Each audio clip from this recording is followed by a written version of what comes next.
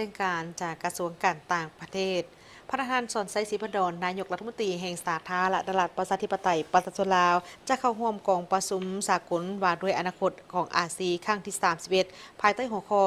การเฮ็ดเวียกร่วมกันเพื่อความเจริญรุ่งเรืองและเข้มแข็งยิ่งขึ้นของอาซีจัดขึ้นอยู่ที่ประเทศญี่ปุ่นในระหว่างวันที่10ถึงวันที่11มิถุนายน2026นี้โดยตอบสนองตามคำเสนอของสำนักข่าวนิกเกอิประเทศญี่ปุ่นพระประธานสนไซศรีพันดอนนายกรัฐมนตรีแห่งสาธารณรัฐประชาธิปไตยประชาชนลาวจะเดินทางไปเข้าร่วมกองประชุมสากลว่าด้วยอนาคตของอาซีครั้งที่31ภายใต้หัวข้อการเฮ็ดเวียกร่วมกันเพื่อความเจริญรุ่งเรืองและเข้มแข็งยิ่งขึ้นของอาซี